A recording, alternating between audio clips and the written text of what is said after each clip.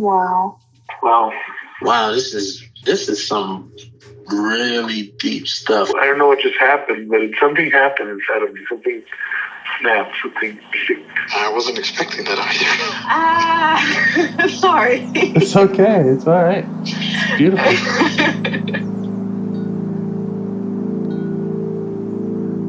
Monster is like really small, but it had to become that to stop me. And then the hurt child became present when you mentioned it. And I didn't realize this until now. There were things that I didn't remember until now. Funny, I haven't seen that before. And it feels like I'm the monster. I'm kind of seeing images of things, of a world where they can exist.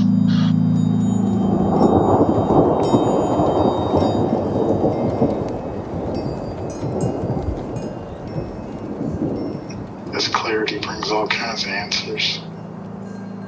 It's clear.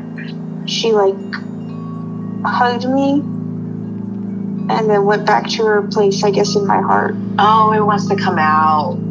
It wants to bippity boppity boop Cinderella me.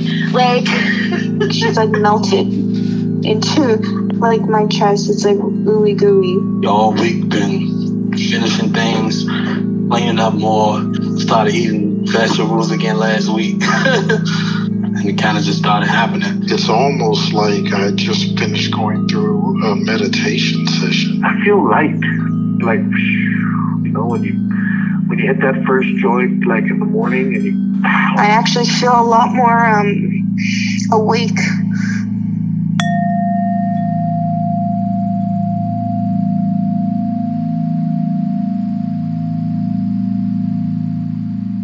Anything coming up? Anything trying to get your attention? Any extreme emotions or any part of yourself you'd like to get to know better? I guess what came to mind was kind of something off of what we started at last week, not per se where we ended. Yeah.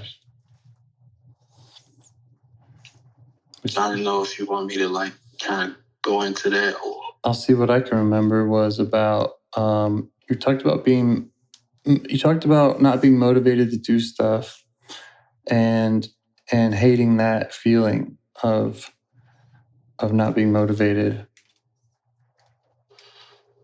Yeah, I guess it was three main points. The lack of drive, motivation, and direction. And I kind of I learned a lot about not being driven and motivated. And I actually have been, in the last week or so, I have been more motivated to do a lot of things. A lot of things has actually changed. But I guess what was on my mind was I still didn't get really no answer about my lack of direction. Yeah. I guess. Yeah. I hear you. How was that experience of feeling more motivated? I mean, how did that show up for you? I remember, I don't remember what was it, but I looked at my notes sometime before and I wrote something down about laziness, and I'm not exactly sure what I said or what memory I had that was making me think of laziness. And I guess in the past week, I looked at my house and looked at a couple of the projects that I had. And I've been basically all week been finishing things, cleaning up more. I remember I mentioned me not having sleep. Yeah. I've been getting a lot more sleep. To get up. It's kind of to get up earlier, to have more energy during the day. Started eating vegetables again last week. Wow. Yeah. Sounds like a lot of changes. Yeah. That's great, man. Kind of unconsciously, I just was looking at things, and it kind of just started happening. That's great. congratulations. I'll celebrate that. All right. So still having trouble though with the direction of things. That's an area you're looking for some clarity on. Yeah, it was actually because I brought it up when we talked, and I didn't necessarily think about the conversation, but it was a thought in my mind that, okay, what should I be doing? And in like probably 3 or 4 days, I didn't have an answer. And I just was like, and then I just kind of just went back to playing video games. Yeah. All right.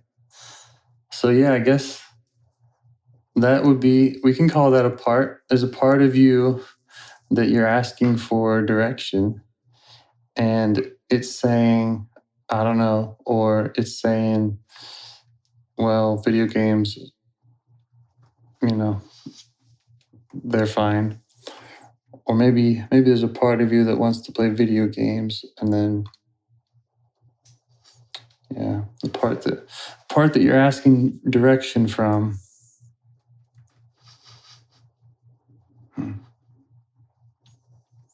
I had an experience like this too, where I was in a call, where I was in your seat and somebody else was the practitioner, and I had the same kind of question. I was like, yeah, I'm just feeling kind of don't know what decisions, don't know what direction to go. And at first I thought, well, that's not really a part. That's not gonna make a very good conversation. But I was able to talk to the part of me that wanted direction. So I think we can go there. I think I can help you with that.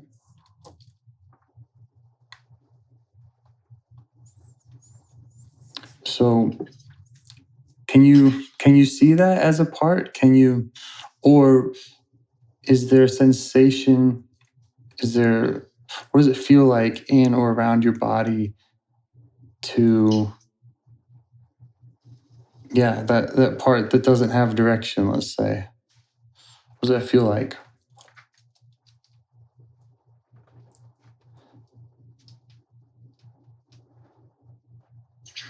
I guess somewhat confusion, somewhat think some things is pointless. Somewhat kind of like I got a choice between a few options and I just don't know which one to do in a way. Yeah. And where would you say it's located? Can you point to where that sensation kind of comes up? Or does it have any other type of qualities, like any energy? I don't know, any type of other sensations or qualities about it? What do you mean? Well, some people they'll see and feel and hear, and some people say, yeah, I got this, there's this thing, this feeling, it's in my arms and it feels like ants crawling and it's purple. I mean, I hear all kinds of stuff. So I just want to open the doors to however you might describe where that sensation feels like it comes from, and any other qualities you might feel about it.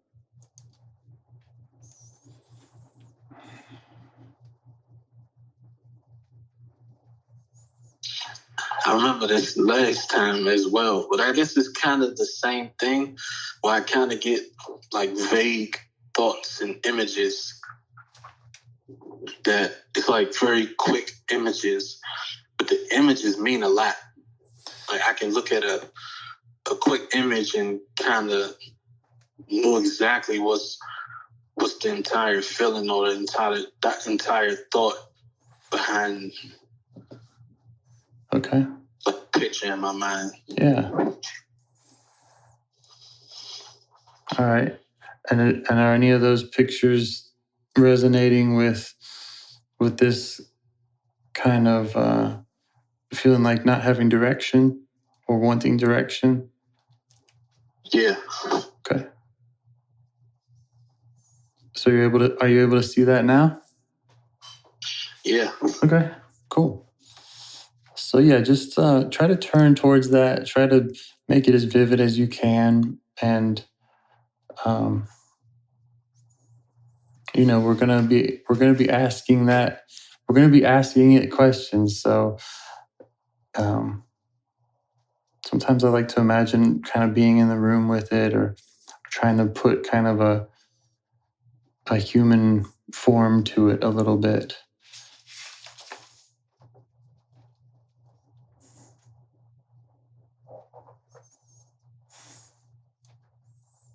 And again, you can share as much as you want or not, but I am curious what kind of image you have, and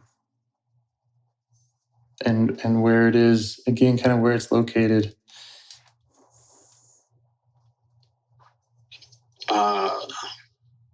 I kind of was putting myself in a room with them. Basically, it's different schools of thoughts. Like one is church and the values of church, and the other is like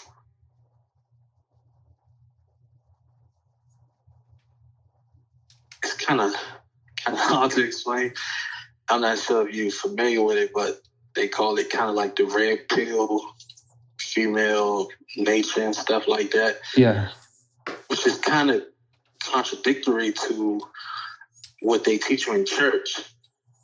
So it's almost like I can't chase both. It's like I kind of got to make a choice. And then this one is like riches. And the other one is kind of like just being stable, just having kind of like a job, just doing regular stuff. Yeah. Yeah. So the red pill being kind of more like go your own way and get the money and do your own thing, and the church values being more family or kind of slow down, settle down. And am I close? Yeah. Okay. I guess part of me feels like the church route is like letting people walk all over you. And the other one is trying not to, but you kind of walk all over other people. Yeah. Yeah. I totally get that. All right.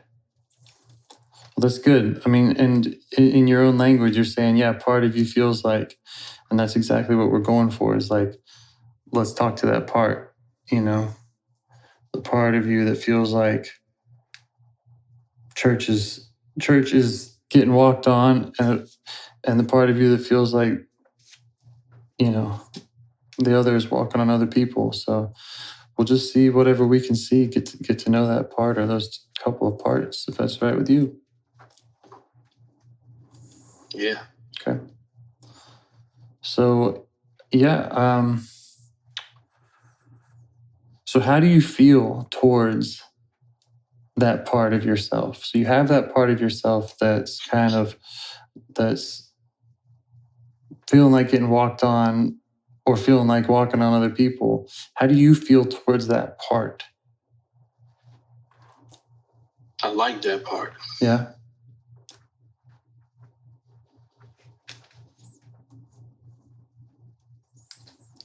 I admire it. I respect that school of thought. Yeah.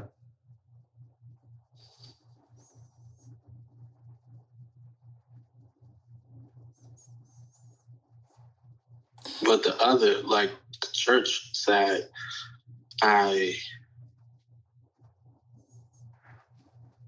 it's a part of me that knows that it's right. It's the least friction you kind of have in life. Yeah. But it's the most painful. Because you got to kind of accept people's lies. And the other one is like, you automatically think everybody's a liar or everybody's out to get you, so you don't really care about people. Yeah. That makes sense. Yeah, it does make sense. I'm trying to, Because yeah, it sounds like I'm still trying to figure out is that two different parts or one different part, and it might not really matter, but because I totally get what you're saying. I'm just trying to squeeze it into this paradigm, which maybe is my own shortcoming, but I mean, I've struggled with the same kind of mindsets too. Can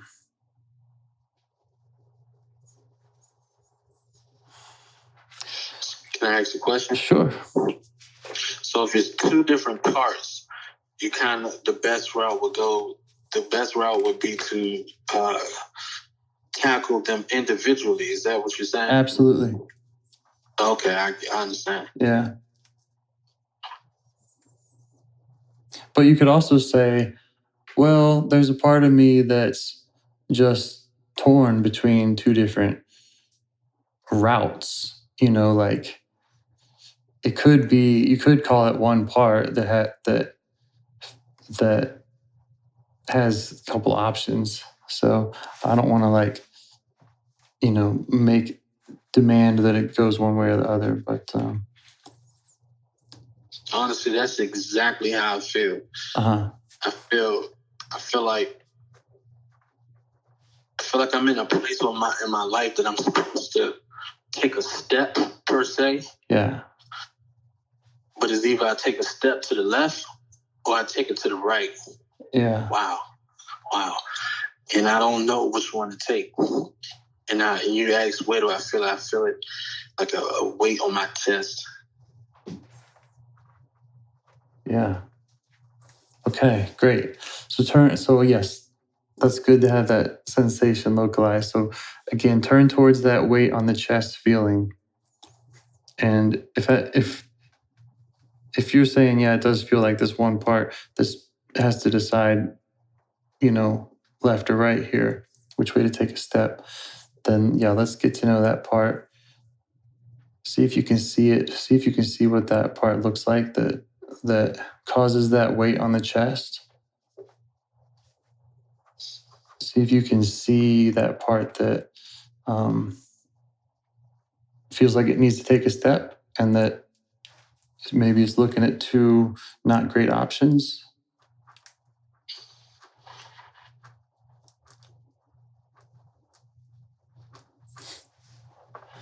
And then see if you can just ask that part, what does it want you to know? Or what does it want you to know about it? And just wait for the answer.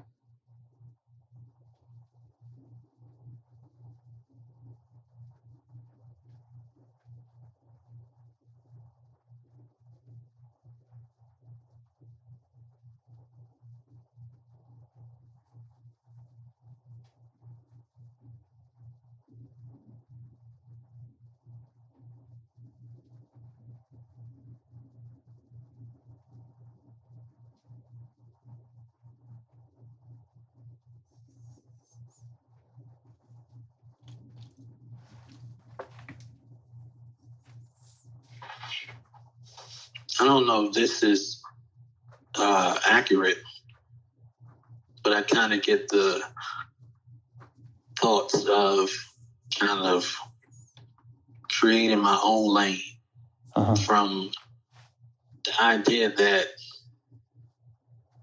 one is to the right and one is to the left. And there's a right and wrong in both. Yeah. But I don't know how, but I kind of get the thought that there is a way where they both can live with each other.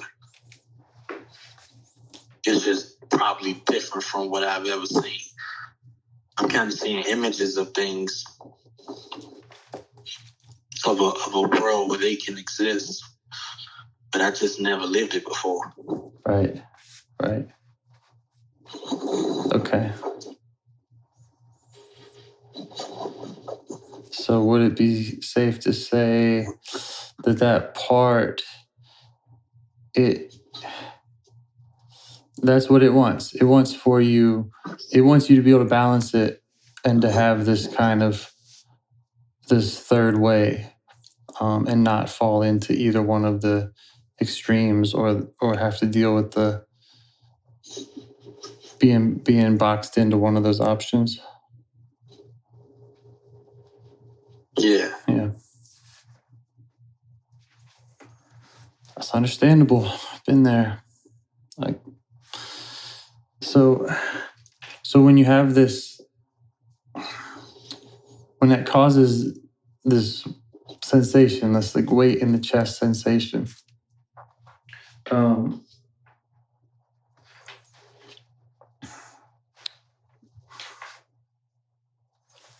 yeah. So see if you can like ask this part that has these different ideas. It has this idea of left and the right. It has this idea of this kind of middle path, if you will. Try asking it, what is afraid will happen if it doesn't cause that weight in the chest sensation? Or if it doesn't, what is it afraid will happen if it doesn't maybe take a step?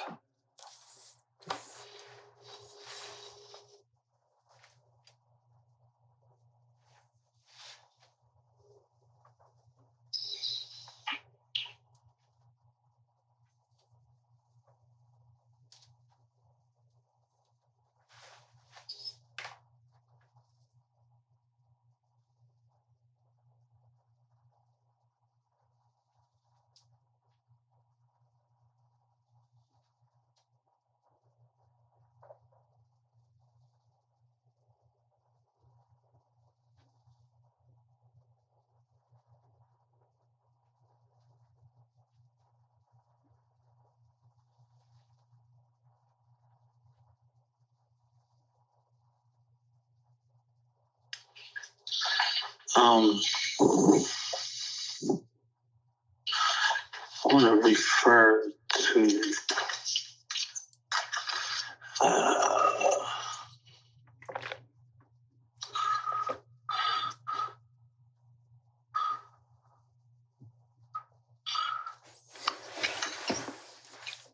I kind of had the thoughts of, I don't see it on my notes, but I do remember having a pointless feeling before. Yeah. That's kind of what I'm getting again. Yeah. Well, and you mentioned that earlier in this conversation. You mentioned that word pointless. Yep. So, I guess I can. Go ahead. Okay. Go ahead. No.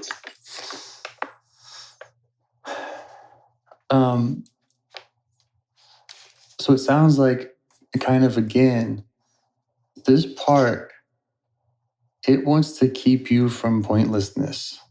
It doesn't like feeling like things are pointless. And so it wants you to take steps. And so in our last conversation, that was get motivated. And it also, in this conversation, it's get some direction. And it's to keep you from feeling like this is pointless, or whatever I do is pointless. I think I hope I'm not reading too much into that.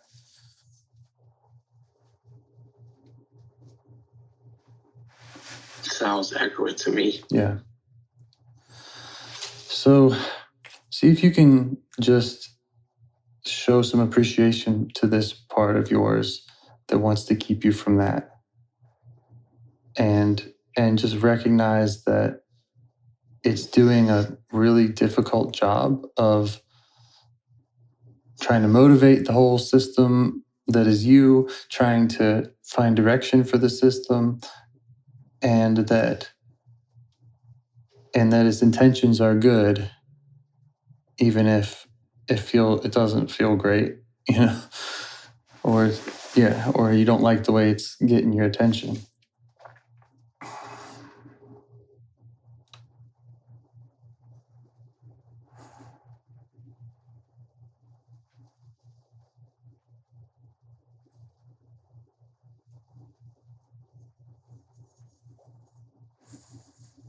It's kind of hard to show appreciation. Yeah. Because it's grounded in fear, and the fear is stronger Okay. than my ability to appreciate that. Okay. So you're saying the fear of the pointlessness, or? Yeah, the pointlessness is kind of tied into the thought of people coming in and kind of destroying things that I tried to build. Yes. Or my own inadequacies. Right. Just having things and losing it so much in my life. And right. Can kind of always see a way that somebody can come in and try to destroy the things that I built. Right. So it's kind of, what is the point of building something if somebody can come in always and destroy it? Yeah. Okay, we're getting somewhere. So this part of you, there's a part of you that makes you want to pick a path. Part of you that makes you want to take a step. You said earlier, like, I feel like I gotta take a step. And so I think that's the part I'm asking you to try to show appreciation for, even though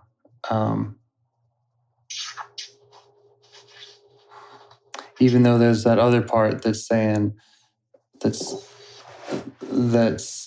has that worst feeling, or that part that comes from fear, or has the pointlessness feeling.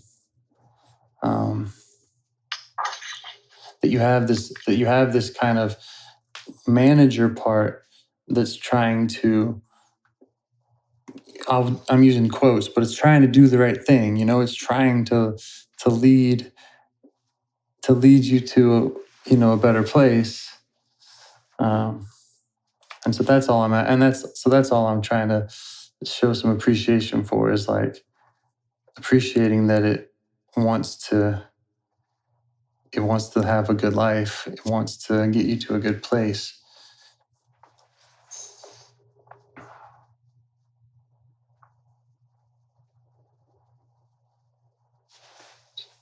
That makes sense.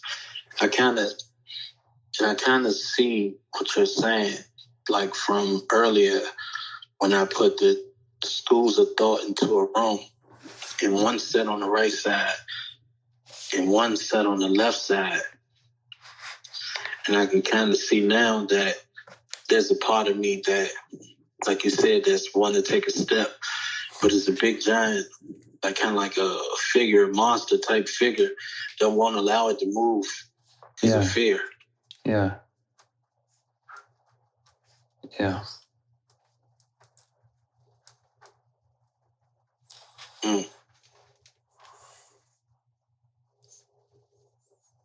It's almost like that part that it would make the decision can merge into one of these schools of thoughts, or possibly, like I thought earlier, make a new one. I don't know, but it's almost like it can merge with it, but it's not stronger than the fear.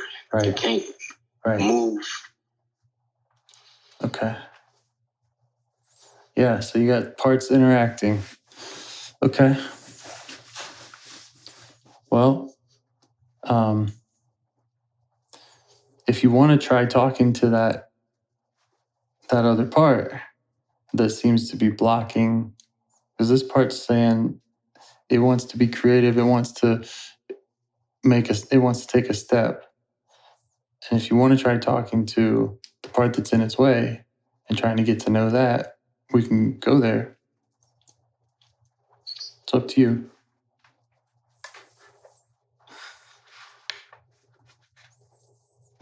Yeah, I don't know if it's just me thinking this way, but it doesn't seem pleasant. No. Even though fear seems to be a mechanism of sadness, It doesn't seem that way. It seems like it doesn't seem sad. It seems pretty bad. I don't know. Yeah, it seems it's got more of a monster quality than a sad quality.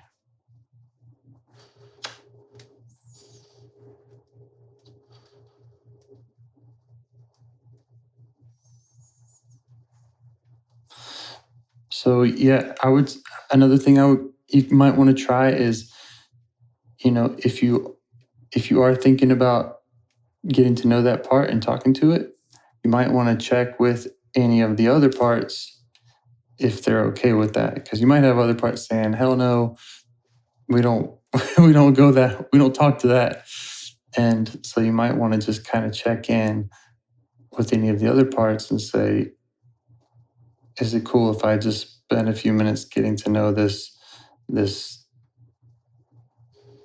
more fearful part?"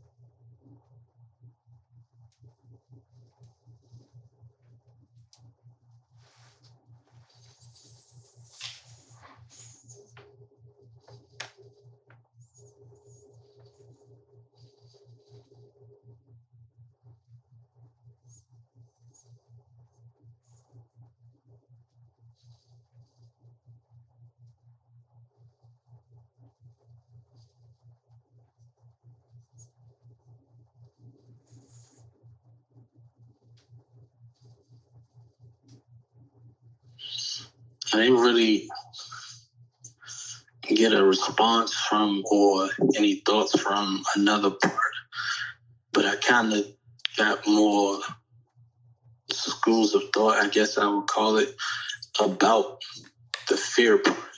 Okay. It's not kind of like one thing. It's like fear mixed with anger, mixed with retaliation. Yeah. It's like a bunch of things coupled up into one that hinders me. Yeah. You said it's a couple things bundled up into one that does what? Oh, that hinders you? Yeah. Yeah. Okay. All right. And so how would you say you feel towards that part that hinders you?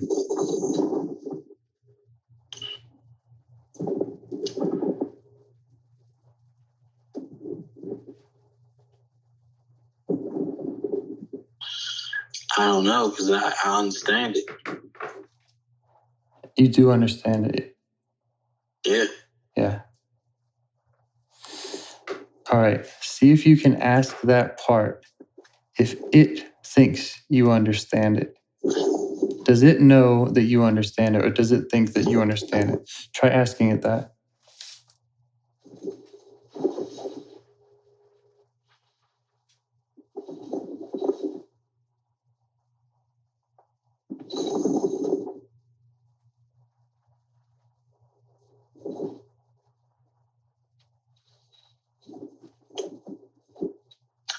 Yeah, but it thinks I don't care. Uh-huh.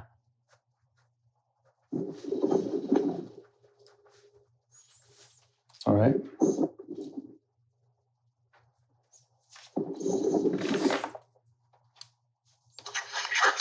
So yeah, I would say just let it know that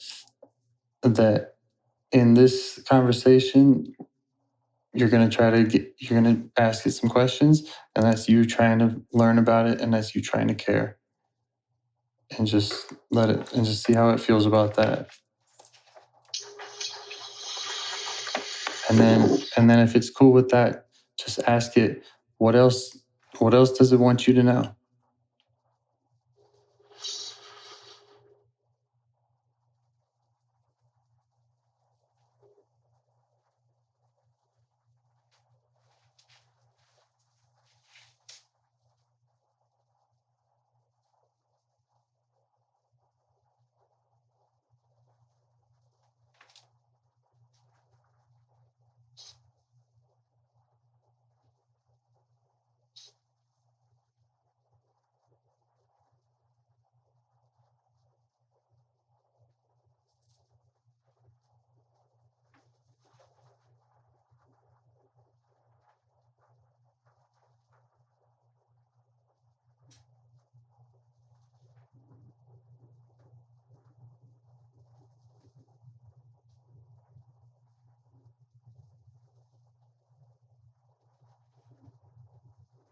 I guess a part of it feels guilty for a lot of the things that I've done,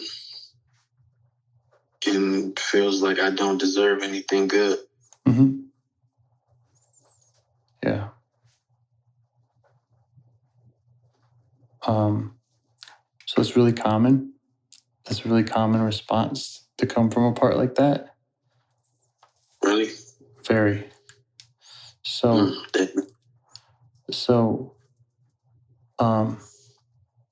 yeah, just let it know that I don't know, that you hear it, and that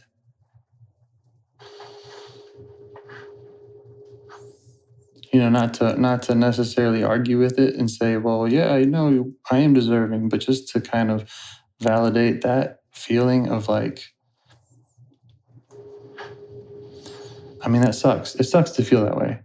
So just try to show it some sympathy for that.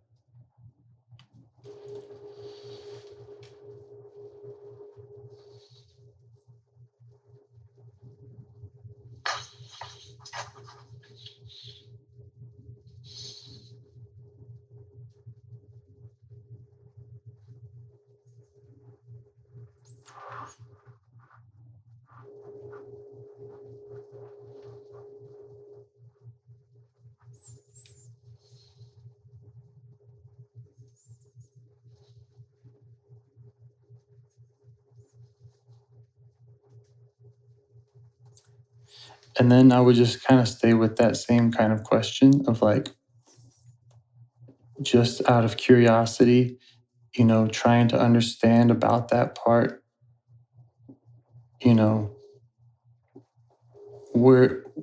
where's the guilt come from? Where does that not feel like deserving come from? And just see if it has anything to show you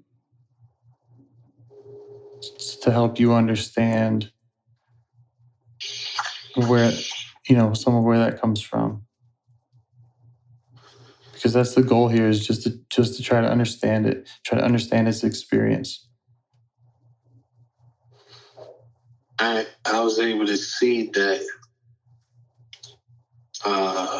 there is this distinction between me and it. Yeah. And it feels like I'm the monster. Right. Based on the things that I've done that brought about its guilt. And a part of the problem is not just what I've done in my life, but it is afraid of, no matter what direction I took, that I still can do the same thing in two different ways. Right. So it's concerned that it's saying that it thinks part of you, that you have the monster quality, and that no matter what direction you might lead it down a wrong path, and you might bring more guilt by going down the wrong path. Yeah, I didn't catch that. Yeah, exactly. Cause more guilt. Mm-hmm. Yeah, by making more mistakes. Okay.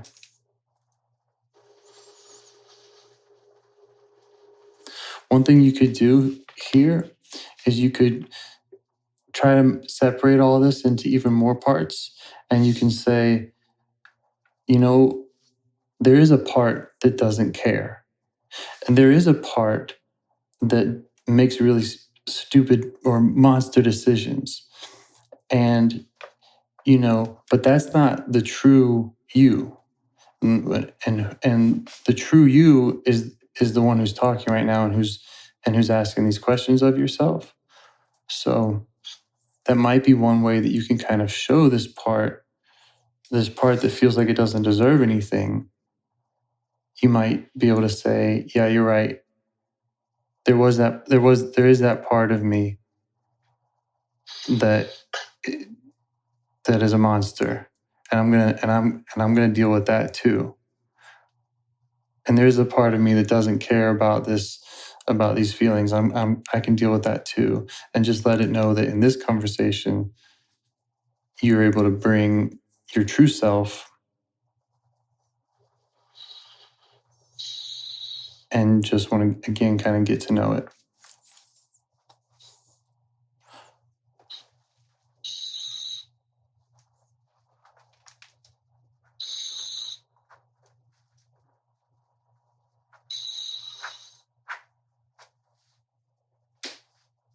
And that all this information it gives is really useful because it's like, oh, okay, that helps me be able to deal with those other parts. Because it's saying it, because it's concerned, that these other parts are gonna take control.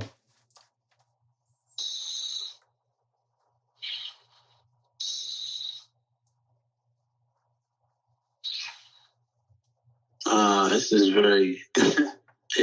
I'm kind of seeing that it's kind of protecting me from myself in a way too, as well. Not just where to go. It's kind of showing me that I haven't mastered or conquered some of those other parts. Right. It's almost like telling me I gotta master or conquer or get rid of some of those other parts before I can deal with it. That makes sense to me. That makes a lot of sense to me.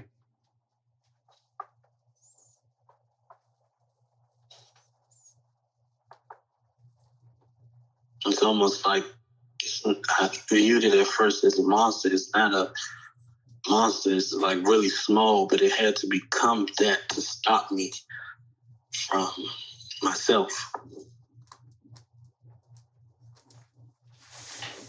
Yeah.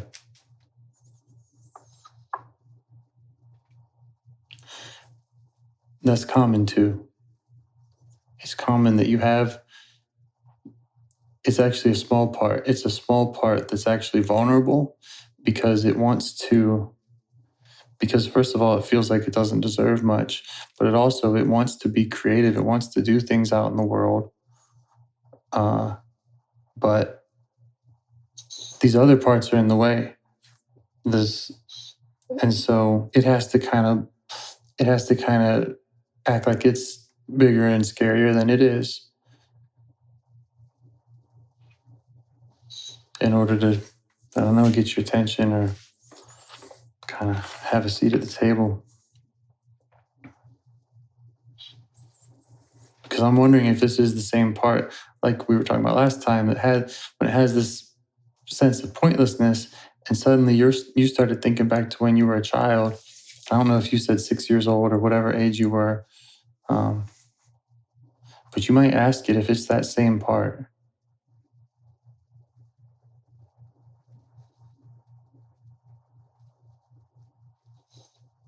No. Okay.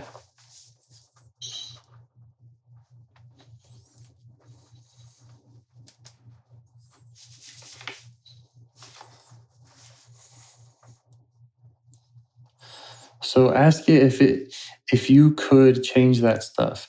If you could, because you said it's kind of protecting you from yourself. So ask it if you were to conquer these things, if you were to have that whatever confidence in knowing that you're whatever it's wanting you to do, so that it doesn't have that guilt feeling, then what would it like to do? How would it like to express itself, or how would it like to? What other role would it like to have? How would it like to use its energy if those weren't problems?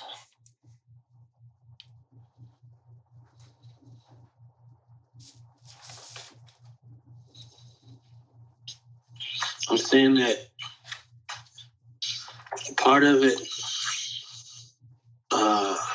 actually wants to help me, but it doesn't feel comfortable in the environment that I'm in. And that's where part of the fear comes from. Yeah.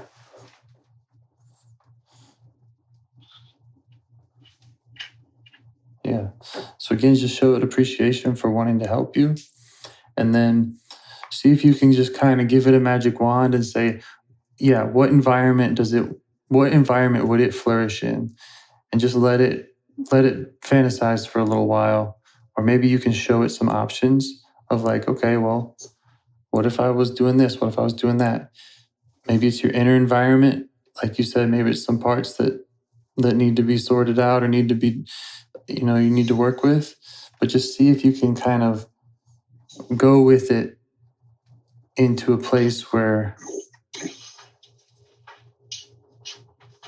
those issues are handled, and just see what it shows you in those kind of environments, or what those environments would look like.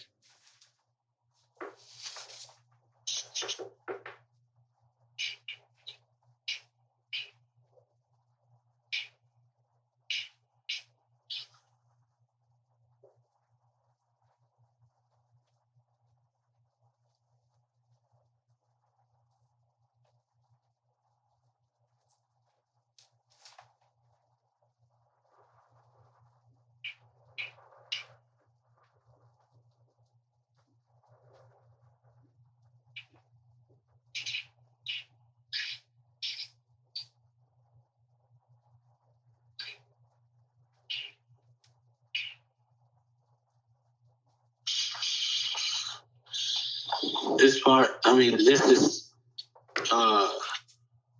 somewhat confusing. Because earlier I asked other parts to kind of step back, and I said that I didn't see any other parts. But when I just tried to do that, I can vaguely see that it's even more parts that are beyond the fear's control. Like I can't imagine or put myself in a better place, because there are other fears too. Yeah. But not fears of me, but of the outside elements, if that makes sense. Yep. And it's almost like kind of like they all work together. I'm saying like they all strengthen this thing that I thought was a beast.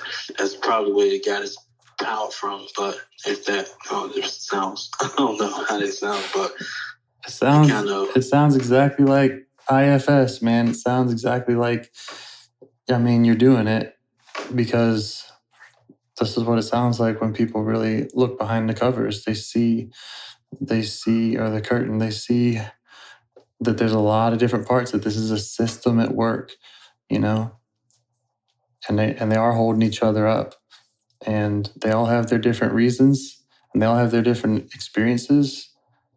And it's a complex system. So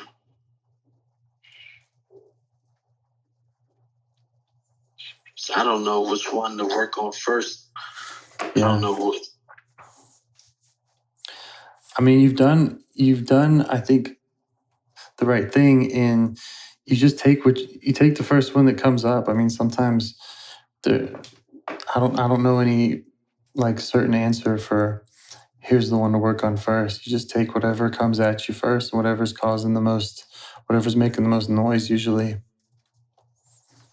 It's maybe like diagnosing a car that's got, that's not running quite right. You just have to start with whatever the squeakiest, the loudest.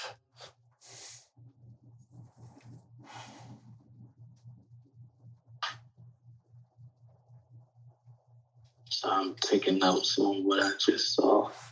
Good. Yeah, you can also just ask ask all the parts, like, hey, what should I work on next? Because, there's a lot to do, a lot to figure out.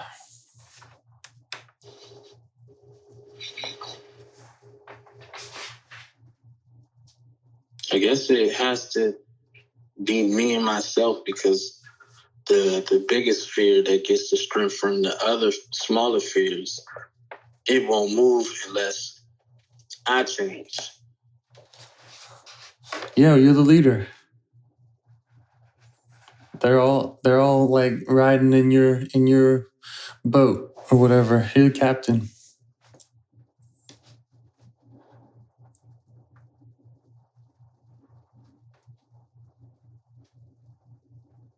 would that be like your emotions? I mean, thoughts, emotions. What's that? So I'm trying to take notes on, when I'm alone in my thoughts of what should I be doing? Yeah. I don't know. Well, I know that you got some good insight already from this one part saying that it can't, I mean, really, what's interesting? So you started with one part and it said it can't make a move because of this fear part. And then you talk to the fear part and it says, well, it can't make a move because it's concerned about this other monster part, or it doesn't have trust in some other part. And so I would just keep following that road, and because it sounds to me like, okay, so yeah, there's a part of you that's, let's say, concerned that you're not going to make the right choice, or that you're going to, whatever, that monster in you part, or however that concern shows up. And so you might say, okay, well, that's where it led me. So that's the part I got to work on. Or work on is not even the right word. Talk to, get to know.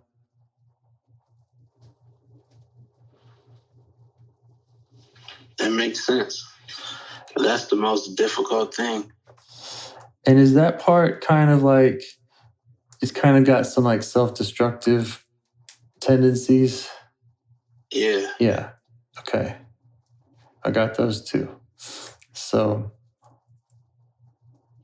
And I'm afraid of that part. Yes. Yes.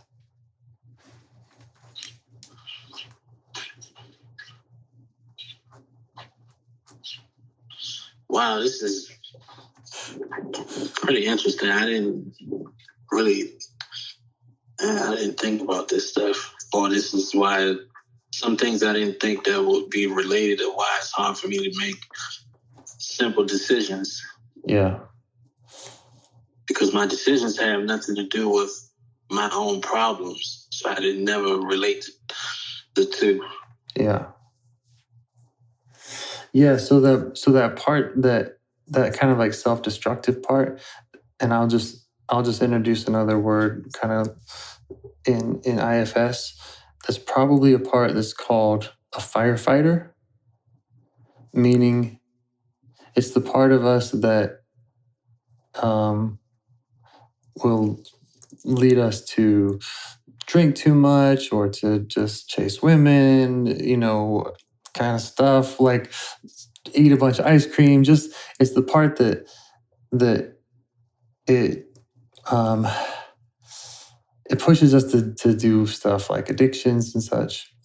And usually that's like, it's trying to numb some pain, or it's trying to, a lot of times that's what it is. It's kind of like a numbing thing. But I don't know if I told you, I was an alcoholic for a long time, drinking every day, doing stupid stuff. And yeah, to me, that was like, okay, that's a self-destructive behavior. It's the reason I'm doing it. I don't really understand why. And yeah, I had those same parts saying like, well, I can't, there's a lot of things I can't do in my life. I can't even imagine doing, as long as I'm getting drunk every single day. Like, I can't, I want to do some other things in the world, but I'm afraid to, because I know that I'm going to be drunk. So that's kind of how it showed up for me. It was like, and yeah, it's like, yeah, I'm afraid of that part, because when I get that way, man, I don't know what's going to happen. I could kill myself. I could hurt somebody else, So that's how it showed up for me. But yeah, then that next step would be like, okay, well, I gotta talk to that part of me that drives me to do something self-destructive, because I'm not just gonna beat it back. It doesn't work that way. I'm kind of afraid of that part, because that part is so destructive. Yeah. So it's so bad. I guess the only thing that I do is I just try to hide it or just put myself in a position where I can't act on it, if that makes sense. Yep. If it was alcohol, if I stay far away from the liquor store, then I won't have the drinking problem. Right. And then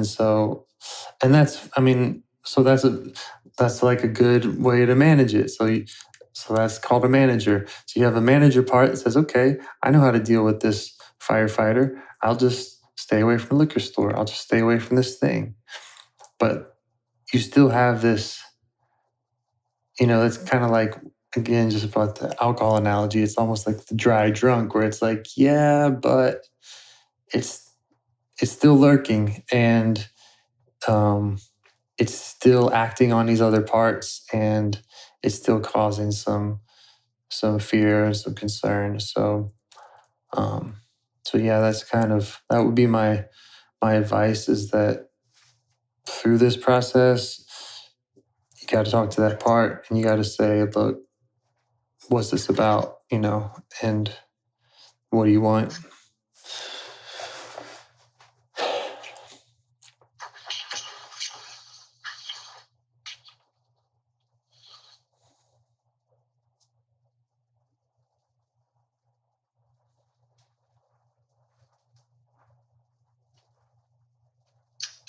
That one might take a minute. Yeah, it'll take a minute. That's a hard one because I'm like really afraid to even think about it. Yeah, I think that's probably what I did to keep myself away so I don't ever have to think about it. Yeah.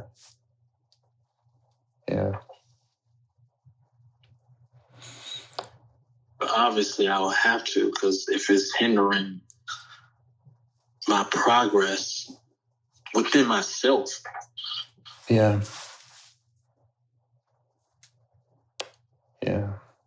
That's to be very, very difficult.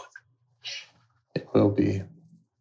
But I think it'll be it's difficult to not do it. It's difficult to live with it. To live with, a monster in the closet is a lot more difficult than throwing the doors open and again, it doesn't have to be a violent conversation. It can be a gentle approach. And now that you've seen a few things. You've seen how many parts are at work, and you've seen that you can go in there and you can come out unhurt, not overwhelmed. Like, you look under the rock and you see a whole lot of bugs, but you can put the rock back down. And that's how I sometimes feel about it. It's like, okay, yeah, I open the door. It's crazy in there, and then I can shut the door. But at least I know what I'm up against or what I'm working with here, Yeah.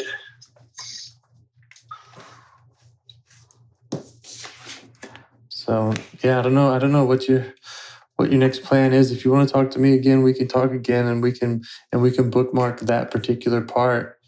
And maybe you'll have other parts saying, no, we're not going to talk about that. And it's like, okay, well, then we'll talk to them. But if you were to talk to me again, that's what I would suggest. If not, I would still suggest doing that on your own. Yeah, this is very, very, very, very interesting. Yeah, it's something else.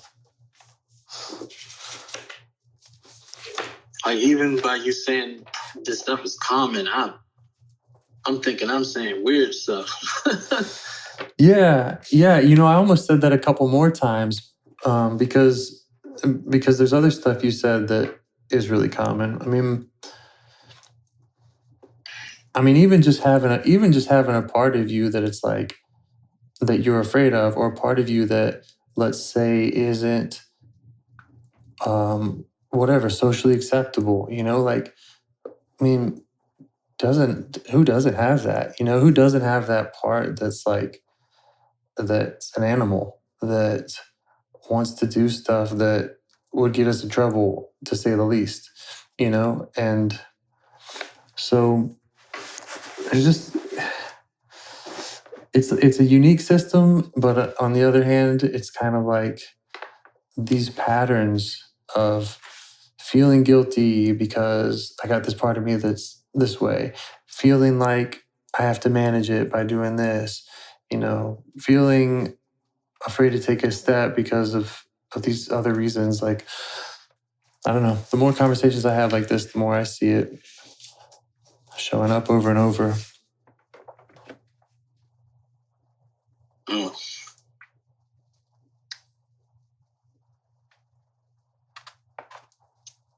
It's very, very interesting. Yeah. Giving me to think about. Yeah. If you do still have access to any parts attention, I would just, my kind of final question for parts is usually, what do you need from me in the future? And just see if you get any insights from them.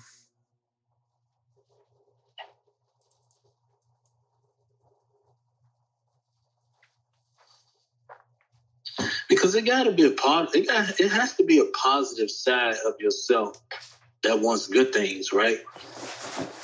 I mean, I think that every single part of you wants good things for you. Every single part of you has a reason that it's there, and it has a reason why it wants what it wants. Even the part of people that makes them suicidal and kill themselves, like, it had a reason why it wanted to do that. It wanted to reduce the pain, And so the most horrible thing you can think of in the most horrible person, it's like that part exists for a reason, and it wants what it wants for a reason. And that doesn't make that person crazy or evil or anything. It's trying to do what it's trying to do. So I consider all of that, it's all trying to work for the system, even if it's causing a train wreck or it's causing a shutdown. Question. Yeah. Could that be the same thing for, something a little less than suicide, for destructive behavior per se? Yeah, I think absolutely. Destructive behavior be for like a positive reason for within yourself, at least. 100%. I think all parts, they have good intentions within yourself. Yep. I mean, when I was a kid, I liked to start fires. Okay.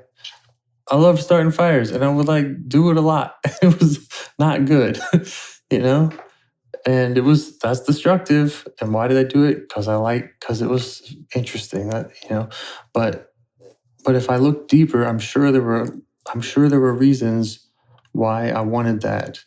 And I'm sure that those reasons gave me a sense of control, or they gave me a sense of relief, or they were trying to distract me from some other pain I had. I didn't just want to start fires because I'm an evil, hate-filled child. I wanted to start fires because it made me feel better for a reason. And I think that everything we do, anything we do, in a way, is kind of like making us feel better, and has a reason why it's there. There's a reason why it feels good. There's a reason why doing bad things feels good. And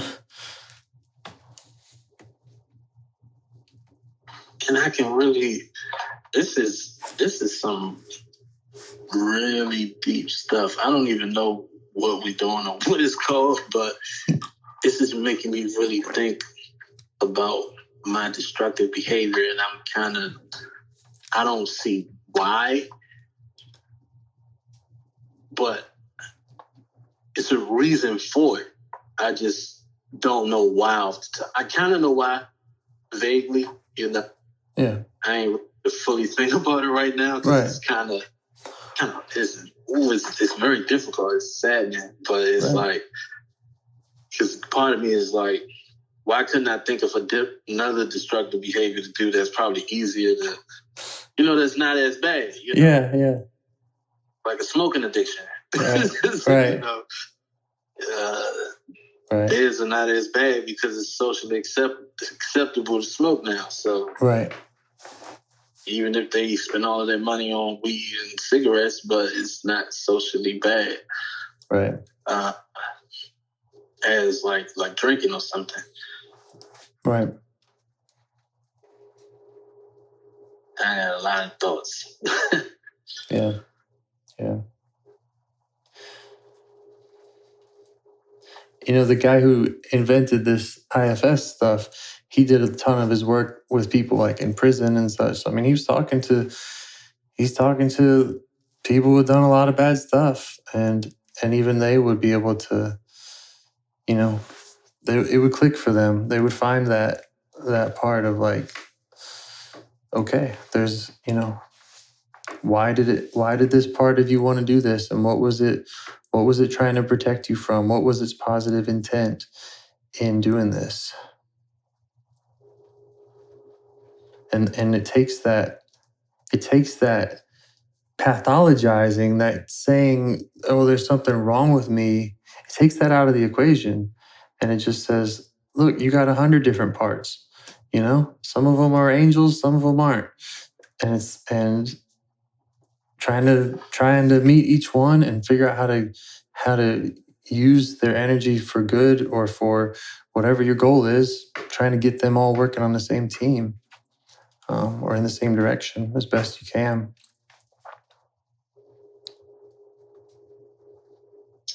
So is this like a study of like the mind and how it works, basically? I mean, it is used in clinical psychology, but I think of it as a whole, as just a new paradigm for understanding what a person is. You know, we have this belief that a person is just this one thing, and it's not.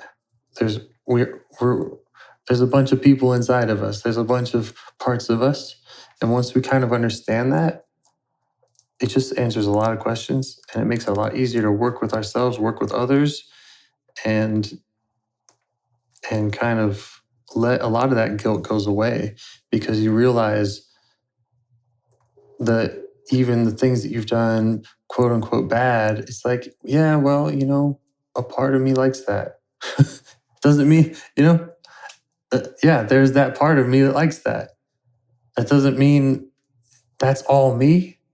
Part of me hates it, right? So, and it's just living with that kind of, just accepting that kind of tension as completely normal.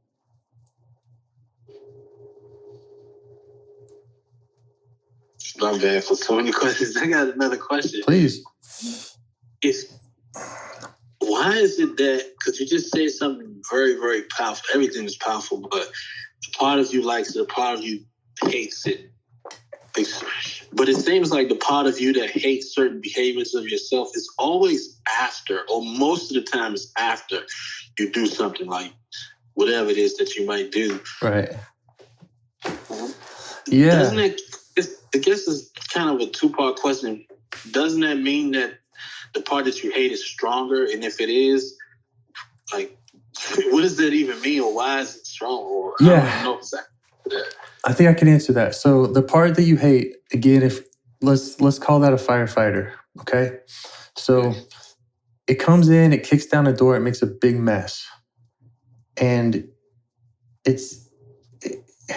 and the part of you that tries to play it cool and keep your life together kind of hates that. It hates that this firefighter comes in and just, the firefighter has one tool, you know, or two tools, and he just basically brings the whole house down and destroys the house just to make this fire go away, basically. And so the part of you the manager part of you that likes things to be tidy, that likes things to go in the right direction, says, damn, firefighter, you made a mess again. And so you look at those as, you know, why is one stronger than the other? How come one is proactive and one is reactive? Why'd the firefighter show up in the first place? Are good questions. I think typically The firefighter is just reacting to the fire, and the fire, and the fire is that deeper pain. The fire is usually that deeper pain, that deeper hurt or humiliation or sadness.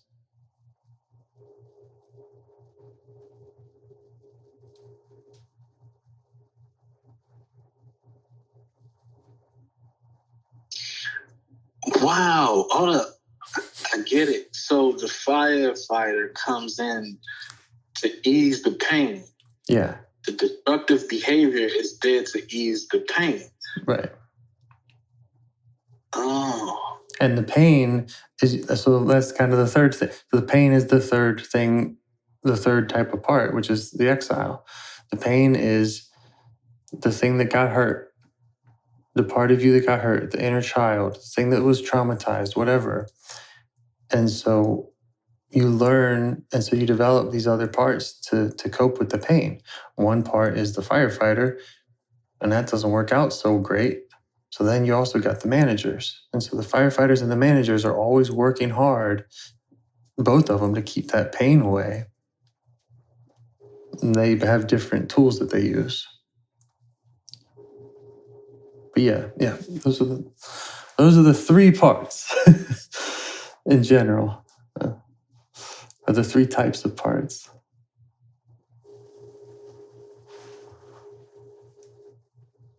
I gotta write that down. Write that down. Yeah. So yeah, I ran out of space. Yeah, me too. I keep a lot of notes too. So yeah, the pain is the exile.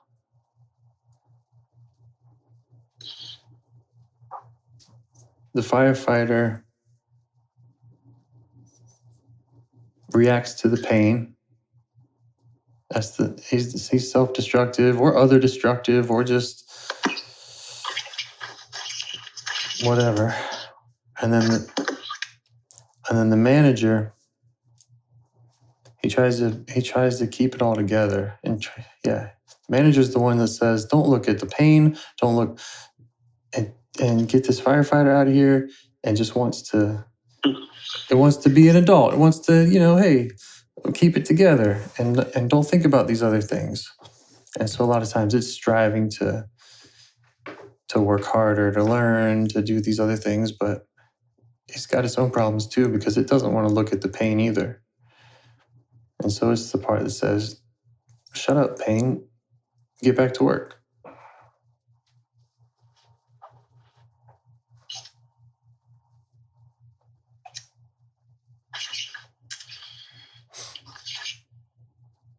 It's very interesting. Yeah.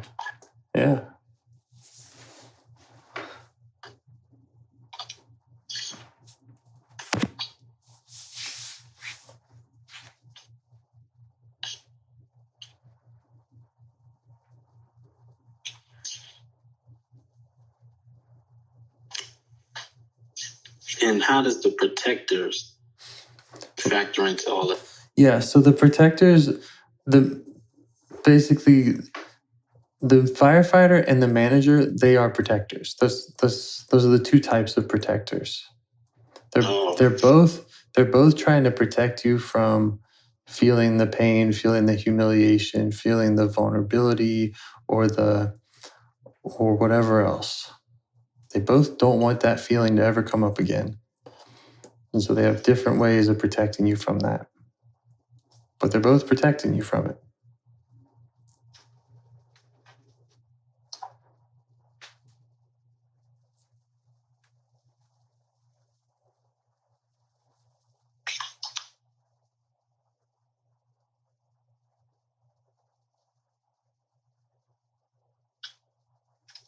Wow, this was a lot. Yeah.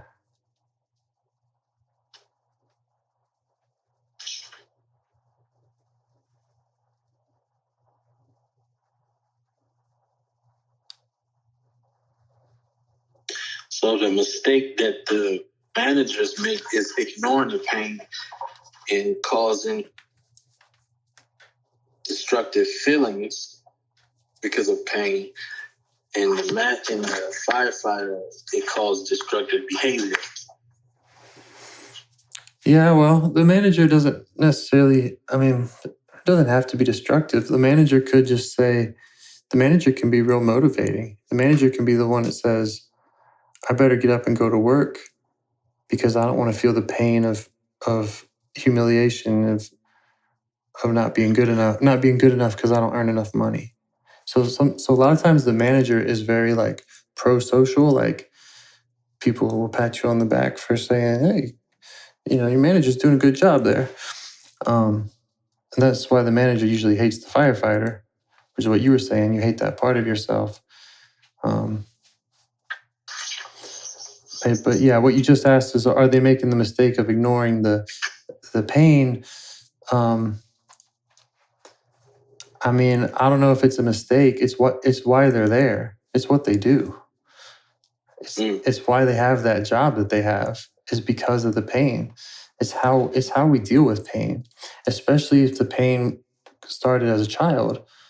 It's like when you have a child who's being abused, who's being whatever traumatized, they can't deal with it. They got nowhere to go. They can't understand it. They don't have any tools. And so they kind of have to lock it away, and they have to say, okay, I can't manage it. I can't deal with this pain, but I have these two coping strategies. Again, the firefighting and the managing. I can get into whatever crazy, or I won't use the word crazy, that's not the right word, but people might do like cutting. People will cut themselves, or they'll do eating disorders or something. As a firefighter, self-destructive. And then other times, again, you'll see this in kids that are 8 years old. It's like, well, now you have some other kid who just only wants to get good grades and goes to all the, they're the perfect little angel kid, and they might be being abused in the same way as the kid who's self-destructive, but they just have a different coping strategy where they deal with it a different way. And so we have all of that in us.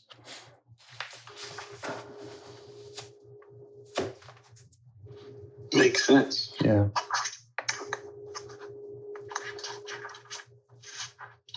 Thank you for all the questions. Yeah. It's great. I'm glad you're, I'm glad it's landing for you, and I'm glad that I've been able to introduce you to it. Like I said, if you want to keep talking with me, I'm happy to do that. And yeah, you can get to know all these parts. And as far as like, if we do talk again, again, like if you have this part of you that you don't want to talk about or whatever, we can handle that anyway. You can either just not tell me the details, or if you wanted to just have these conversations in private and ask me not to put any of it. I would like to continue. Cool. First conversation definitely had a very powerful effect on my life. Wow. That's so great to hear, man. I'm really happy for that. I didn't even say this part earlier real quick. I bought a punching bag just to get I'm overweight and stuff. And I was like, look, I got to do something about this. And I bought a punching bag because that's my favorite exercise, is the box. Good. Well, yeah, man. Go take some of that self-destructive stuff and put it out on that punching bag. Sounds good. Thank you. I really appreciate everything. Thank you. I'll be in touch, man. We'll talk soon. All right. Take care. Do you want to help bring more self-energy to the world? If you'd like to participate in calls or help out with this project in any way, I'd love to hear your ideas. Join the Discord server or contact me at james@liveifs.com. A huge thanks to our audio engineer, Zikri, for your care and diligence in editing the calls.